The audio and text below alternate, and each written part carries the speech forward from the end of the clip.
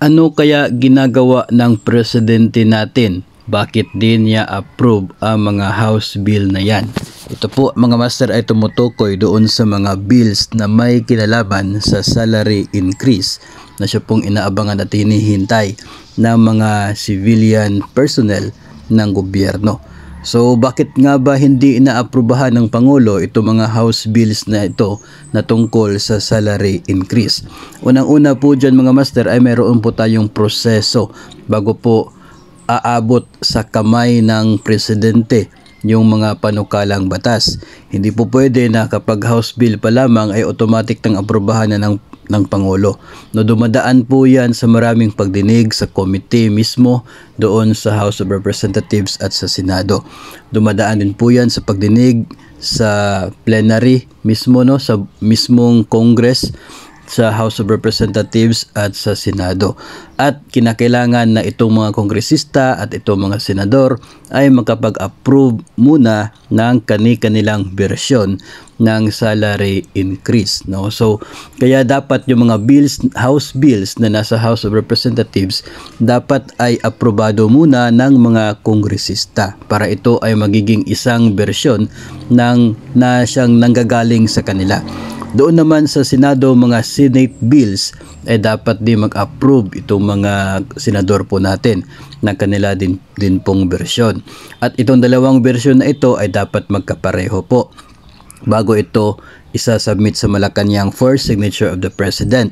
Kasi kung hindi po magkakapareho itong bersyon ng dalawa pong houses ng ating Kongreso ay kinakailangan po nilang mag-meet, no? Kinakailangan po nilang magkita-kita, mag-meeting, mag-discuss, no, kung saang bersyon yung masusunod at saang anong provisions ng mga bersyon nila yung masusunod. So kapag meron na pong pareho, iisa na bersyon itong mga senador at mga kongresista, saka na po yan isasubmit sa Malacanang for signature of the President.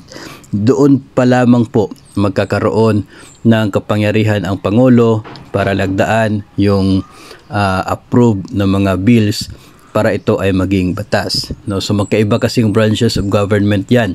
Ito mga gumagawa ng bills, gumagawa ng mga batas ay nasa Legislative Department. Tapos ang Pangulo natin is nasa Executive. So mayroon po yung proseso kasi equal power itong dalawang branches of government na ito.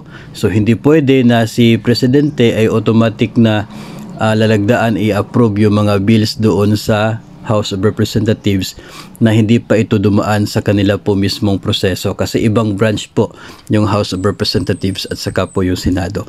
So may process sa paggawa ng batas, may process sa pag-approve ng mga bills para ito ay maging batas at yun po ang sinusunod. No? Kaya nga po ay hindi po natin pwedeng questionin ang Pangulo sa ngayon kung bakit hindi niya inaaprubahan ang mga bills na ito.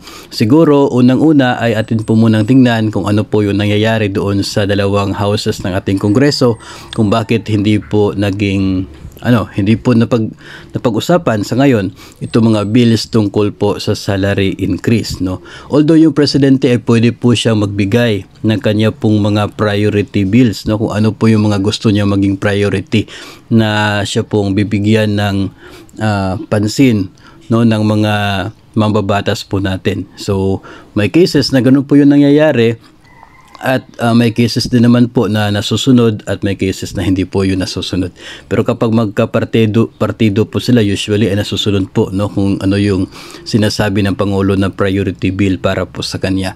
Pero yung process talaga ng batas ay talagang dapat dadaan muna sa approval ng Kongreso o kaya ay doon po sa Senado bago ito aabot sa Malacanang for signature ng Pangulo. So abang-abang na lamang po tayo mga master.